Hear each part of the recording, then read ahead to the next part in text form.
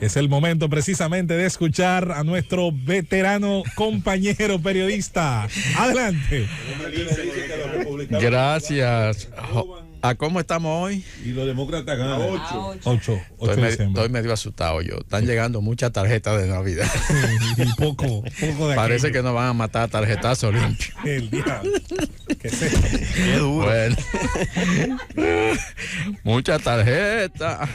Mucho feliz Navidad. Estamos chivos aquí. Sí, estamos chivos aquí. Arranca, José, con el comentario. Gracias, José Luis Mendoza y Cervantes. Cuidado, José No, Luis. es que estoy chivo de verdad. Querido y distinguido coordinador del gobierno de la mañana.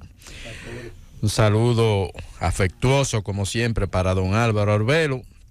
Un saludo para todo el equipo del gobierno de la mañana. Un saludo para todo el país de aquí y el país de allá. El país de allá que a propósito amanece hoy con una huelga de periodistas en el principal periódico de los Estados Unidos y probablemente la publicación más emblemática y más famosa a nivel mundial. The Great Lady, la señora Gris. El New York Times. Cientos de periodistas y otros empleados de redacción están en huelga en el New York Times, reclamando mejores condiciones de trabajo, mejores condiciones salariales.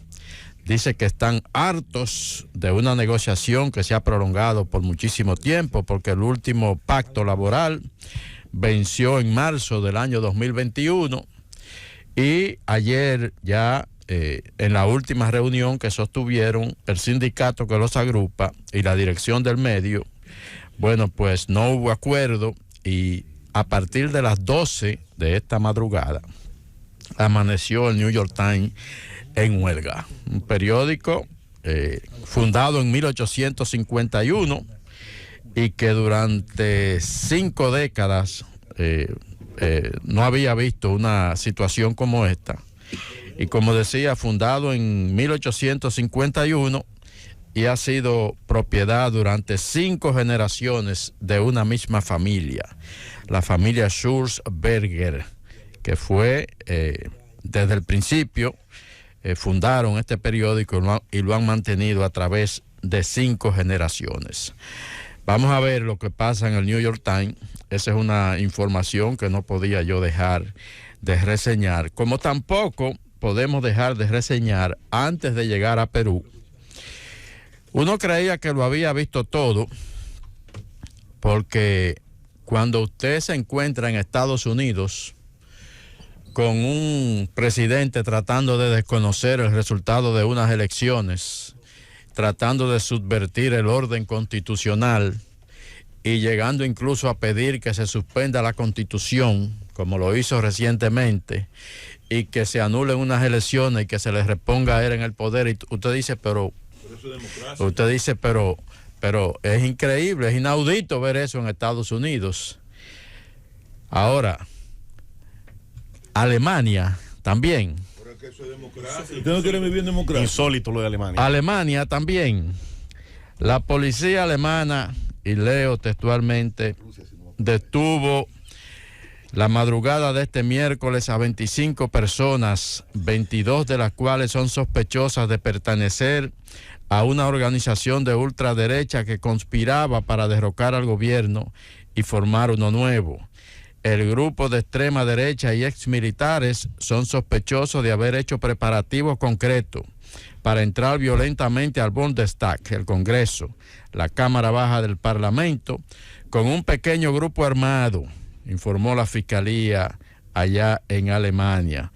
19 de los 25 detenidos están ya en prisión preventiva. Fueron detenidos en una operación simultánea en Alemania, en Italia y en Austria. Entonces dice que los arrestados son en su mayoría simpatizantes de la asociación extremista Reichsbürger, Ciudadanos del Reich, que es un movimiento de alemanes que no acatan la Constitución alemana ni reconocen la República Federal de Alemania y rechazan su ordenamiento jurídico. Ellos políticamente no iban a tener mucho futuro, estoy seguro, porque la sociedad alemana, gran parte de ella tiene repulsa por estos movimientos, pero sí es importante medir a dónde llegan los extremos de un sistema. Cuando los extremos de un sistema político, cualquiera que fuese, están llegando a niveles de violencia, hay que revisar el resto del sistema. ¿Por qué se están radicalizando los extremos del sistema democrático en todas partes del mundo, Rosendo? Dicen que tienen alguna afiliación también con QAnon, ese grupo ultraderechista, extremista, que fue protagonista del asalto al Capitolio. El asalto al Capitolio en Estados Unidos. La verdad que yo leí eso y dije, ¿Alemania también? Bueno, ahí está esa información. Ayer, cuando me llega la información, veo este titular que dice: Pedro Castillo disolvió el Congreso de la República e instaló un gobierno de excepción. Inmediatamente yo tuiteé lo siguiente: la decisión del presidente Pedro Castillo no lo llevará a ninguna otra parte que a su expulsión del poder y posterior enjuiciamiento. Eso es seguro.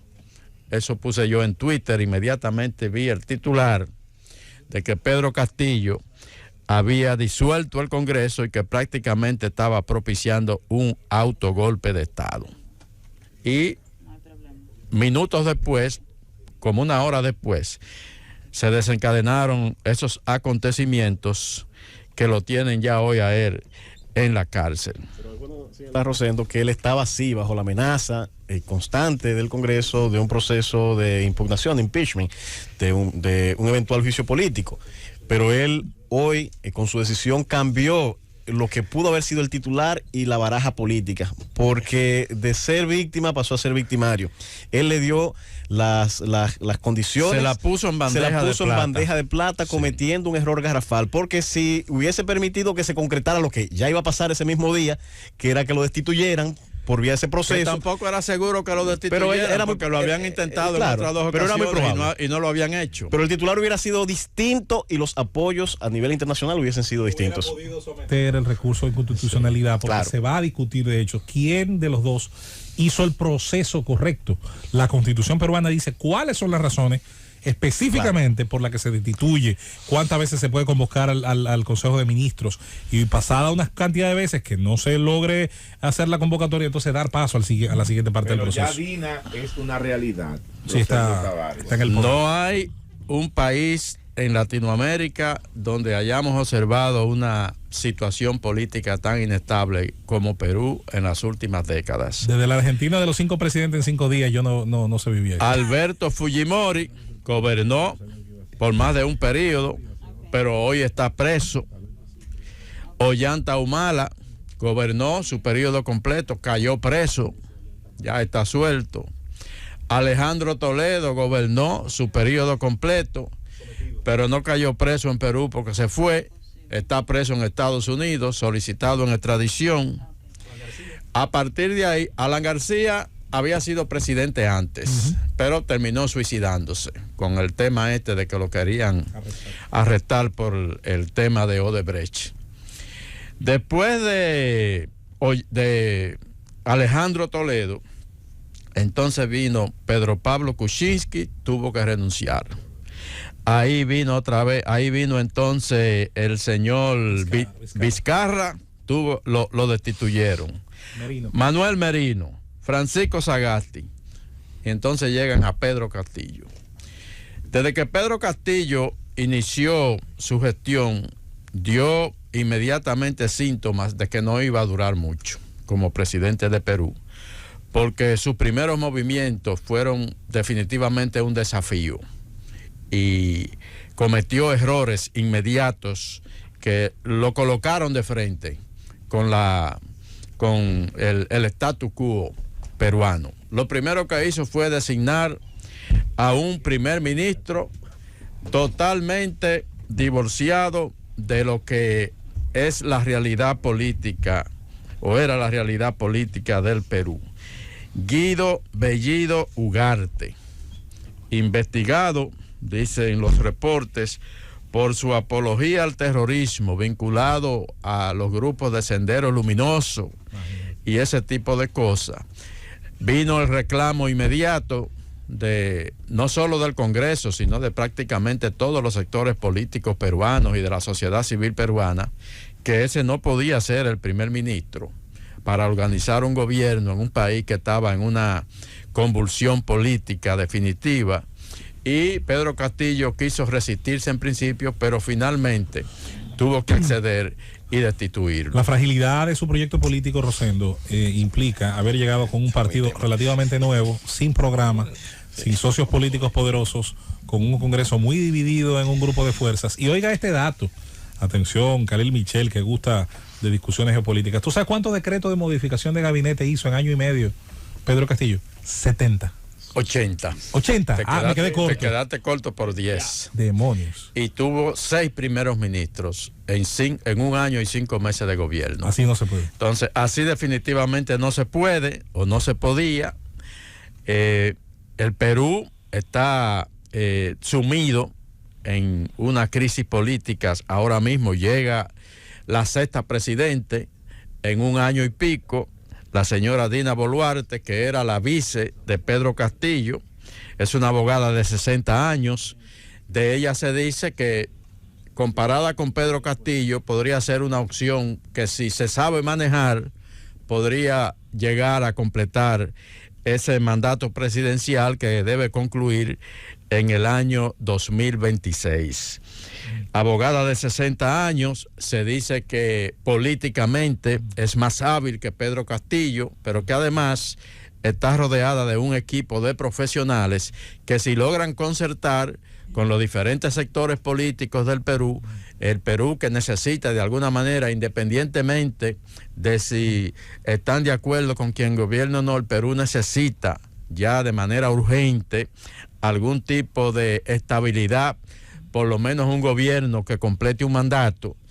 Si logra articular con los diferentes sectores políticos y de la clase de la sociedad civil del Perú, podría llegar a completar. Pero la verdad es que llega al poder probablemente en la época de mayor turbulencia política en ese país, y hay que esperar lo que va a pasar en los meses por venir. Pero definitivamente el Perú no consigue estabilizarse políticamente, y eso lo está colocando en una situación que incluso irradia su inestabilidad a otras zonas de la región. Llévatelo, Cundo.